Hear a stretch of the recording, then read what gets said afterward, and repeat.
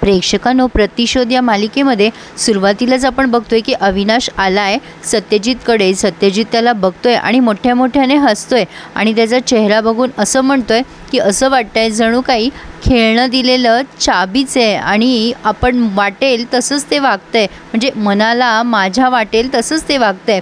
आणि म्हणतात ना, आया ऊट पहाड के नीचे, असं म्हणून तो अपमान करतोय जाणून बुजून अविनाशचा. पण अविनाश असा उभा आहे जणू काही तो कसला तरी प्रतिशोध घ्यायच्या विचारात आहे.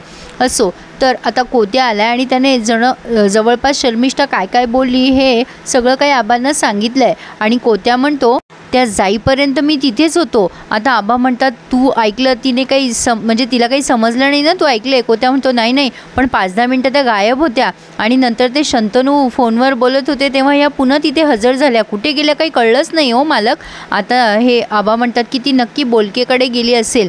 काय आहे ना, एखाद्या व्यक्तीची माहिती तिला पाहिजे असेल तर ती जवळच्या व्यक्तीशी संपर्क साधते. तिला नक्की सत्यजितबद्दल काही माहिती हवी असेल. आता हा कोत्या म्हणतो पण त्या सत्यजित साहेबांना का भेटले असतील? आबा म्हणतात काहीतरी मोठं होणार आहे कोत्या, गडबड दिसतीये मला काहीतरी. कोत्या म्हणतो हां, त्या हे पण म्हणत होत्या की तुम्हाला न कळता मी तुमच्या सह्या घेऊन दाखवेल, म्हणजे आबाच्या सह्या. आबा म्हणतात म्हणजे मनातल्या मनात म्हणतात ते आता की म्हणजे ही विश्वजितला घेऊन मला ब्लॅकमेल करणार. तर ते आता कोत्याला अलर्ट करतात की कोत्या, ती तुला सुद्धा चौकशी करू शकते, ती ऑफिसमध्ये तुला बोलावून घेऊ शकते. कोत्या म्हणतो साहेब काळजी करू नका, मी तोंड उघडणार नाही.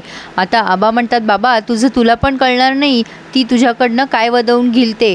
आता कोत्या म्हणतो एवढी डेंजरस आहे काय ती बाई? आता आबा म्हणतात हो रे बाबा, मीच तिला सगळे कायदे शिकवलेत ना, तिचं बोट धरून चालायला शिकवलं. कोत्या म्हणतो तुमचं आणि तिचं वय जवळपास सारखं दिसते मला, मग कसं काय बोट धरून शिकवलं? आबा म्हणतात अरे बाबा, बोट धरून म्हणजे शब्दशः नाही रे, तुला नाही कळणार. पण आता आबांच्या लक्षात येतं काहीतरी मोठं घडणार आहे. अविनाश आता सत्यजितला म्हणतोय तुम्ही CP साहेबांकडे तक्रार केली, त्यासाठीच मी इथे आलो आहे तुमची माफी मागायला, दुसरा पर्याय मला बेटर वाटतोय. आता सत्यजित तरीसुद्धा त्याचा अपमानच करतो आणि म्हणतो अरे वा, मग पायावर माझ्या डोकं ठेवून माफी माग. नाही म्हणजे कदाचित मी तुला माफ करेल. आणि आता तो माफी मागणार तेवढ्याच सत्यजित त्याचे पाय मागे खेचतो आणि म्हणतो दुसरा पर्याय देतो मी तुला अविनाश, आणि हसतोय तो सारखा अविनाशवरती. आता अविनाश त्याचा दुसरा पर्याय त्याने सांगायच्या आधीच त्याला सांगतो विश्वजित हवा आहे ना तुम्हाला, विश्वजितचा पत्ता मी तुम्हाला दिला तर. आता लगेच हा म्हणतो अरे बाप, कसला हुशार आहेस रे तू तर नरेपेक्षाही चालाक निघालास रे, मनकवडा आहेस तू, मनकवडा. आता मला कळलं तुझी एवढ्या मोठ्या पदावरती का वर्णी लागली ते. वा वा वा, मनकवडा माणूस आहेस तू अविनाश, तुला माहीत नाही. थांब जरा थांब. आता ह्याने बोलकेला खूप साऱ्या गड्ड्या आणायला सांगितल्या आहेत नोटाच्या, आणि बोलके पैशाने भरलेली बॅग आणतोय. सत्यजित अविनाशला गड्ड्या दाखवतो. अविनाश म्हणतो साहेब याची गरज नाही आहे, सध्या जे करायला आलो आहे ना ते मला करू द्या, हे लागले तर मी तुम्हाला नंतर मागवून घेईल. आता सत्यजित ठीक आहे असं म्हणतोय आणि त्याने CPला फोन लावला आहे आणि प्रकरण मी मिटवतोय, तुम्ही जरा बोलून घ्या सत्यजित साहेबांशी, असं म्हणून सत्यजितकडे फोन दिला आहे. सत्यजित आता फोनवर बोलतो CP साहेबांशी, म्हणजे थोडक्यात काय अविनाशचं प्रकरण त्याने निपटवलं आहे. अविनाशने जरा माघार घेतली आहे पण ती का हे अजून स्पष्ट झालेलं नाही आहे प्रेक्षकांनो. असो तर आता शन्नोबी ममताताईंना येऊन सांगतायत की तू काळजी करू नको, दिशा आणि शंतनू दोघं बोलतायत, मी त्या दोघांना मुद्दामच सोबत बसून आली आहे. दिशा जरा नाटक करत होती पण असतंच ग ममता, झगड़ा होता ही रहता है, फिर बात करेंगे एक दूसरे के साथ तो सलाह निकल के आ जाएगी, तू इतना टेंशन मत ले. पण आता झालं भलतंच, ही दिशा आणि शंतनू दोघं एकमेकांशी वाद घालायला लागतात सुवर्णावरनं. आता हे सगळं काही मागच्या गोष्टी रिपीट करतात प्रेक्षकांनो. सुवर्णाला दत्तक घ्यायचे हे दिशाचा जो निर्णय आहे हा आता याला पटत नाही आहे या शंतनूला, असं या दिशाचं म्हणणं आहे. पण शंतनू म्हणतो अगं असं नाही आहे, मलाही सगळ्यांचा विचार करावा लागेल ना. तेव्हा ही म्हणते ठीक आहे ना, मग सॅक्रिफायसेस करावे लागतात, तूही सॅक्रिफाईस कर जसं मी करते. तू सगळे नातेवाईक समाज सोड ना माझ्यासाठी, नाही करू शकणार का तू? मग एक काम कर, तू तृतीयपंथांसाठी लढ, तू दाखवून दे, सिद्ध कर की तृतीयपंथीसुद्धा इमोशनली अटॅच असतात आणि तेही कोणाला तरी सांभाळू शकतात. आता हा म्हणतो हो मी ते नक्कीच करू शकतो तुझ्यासाठी. आता दिशा म्हणते हो कर ना, मग तुला चांगली संधी आहे, नाही सिद्ध करून दाखव आणि माझ्या आईला आणि मावशीला सुवर्णाला दत्तक देता येईल यासाठी लढ. शंतनू तिला रिॲलिटीची जाणीव करून देतोय की हे बघ दिशा मी लाख लढीन ग, पण त्यासाठी मावशीला आणि शन्नोबीला कोर्टाच्या पायऱ्या झिजवाव्या लागतील. 1 वर्ष, 2 वर्ष, 5 वर्ष, कितीही वर्ष लागू शकतात.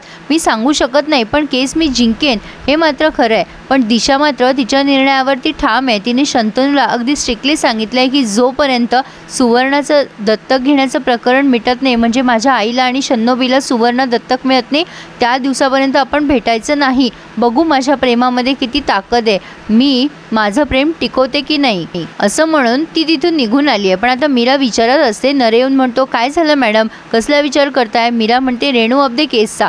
नरे म्हणतो, अरे वा, जो तो माझ्याच केसच्या मागे लागलाय, स्ट्रेंज ना. मीरा म्हणते, हे बघा नरे, आय एम सो सॉरी, म्हणजे मला तुमच्या केसशी तसं काही घेणं देणं नाही आहे, पण मला माझ्यासाठी सॅटिस्फॅक्शन हवं आहे. काय आहे ना, सर या केसमध्ये इन्व्हॉल्व आहेत. त्या दिवशी 3 ते 5च्या दरम्यान ते कुठेतरी गेले होते. मला त्या हॉटेलचं CCTV फुटेज चेक करायचं आहे. सर जर तिथे असले तर मग मला, म्हणजे सर गिल्टी नसतील आणि ते निर्दोष ठरतील. म्हणजे मीराच्या मनामध्ये अविनाशला घेऊन एक शंका आहे. आता नरे म्हणतो, मॅडम तो खून अविनाश सरांनी केलं असं म्हणायचं आहे का? मीरा म्हणते, एक्झॅक्टली नाही, पण मला सॅटिस्फॅक्शन हवं आहे हे मात्र नक्की. हे बघा नरे, मला तुमच्या केसमध्ये लुडबुड करायची नाही आहे, पण ह्या गोष्टीसाठी मला हे सगळं शोध लावणं गरजेचं आहे. बरं ठीक आहे, मी निघते आता, मला एक काम सुचलं आहे, तुम्ही सरांना सांगा की मी घरी गेले म्हणून. नरे आता मीरा गेल्यावर विचार करतो, शेट, उगाचच ह्या अविनाशला माफी मागायला पाठवलं, त्याला चांगला अडकवलं असताना तर मजा आली असती. तर बोलकेचा फोन आला आहे आता नरेला आणि तो फोनवर बोलताना दाखवला आहे. ममता ती इकडे खूप काळजीत असतात. दिशाने सगळं काही सांगितलं आहे की शंतनू आणि तिच्यामध्ये काय काय वाद झाला आहे. आता ममता ताई जरा चिडतात तिच्यावर आणि म्हणतात, हे बघ, अशी पद्धत नसते बोलायची, तुम्ही दोघं रिलेशनशिपमध्ये आहात ना.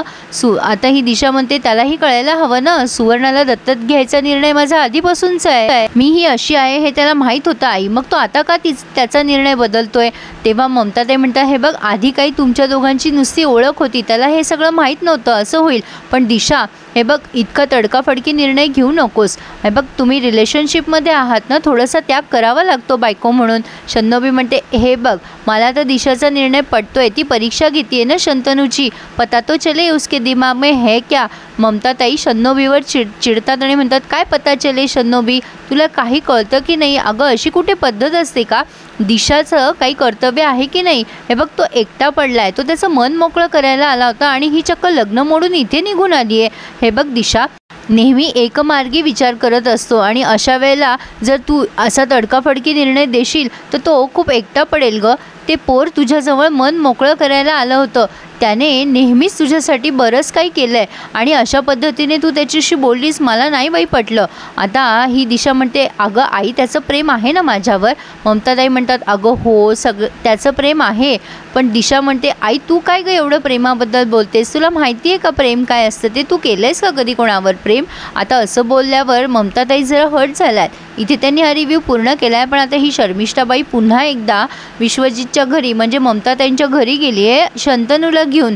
आता पुन्हा या बाईने काय नव्याने कांड उभं केलं आहे हे हिलाच माहिती. अतिशय अनप्रिडिक्ट आहे ही शर्मिष्ठा वर्दे. तर प्रेक्षकांनो, कसा वाटला रिव्ह्यू नक्की कळवा आणि प्लीज चॅनलला सबस्क्राईब करायला विसरू नका. प्रतिशोध या मालिकेच्या डेली रिव्ह्यूसाठी धन्यवाद.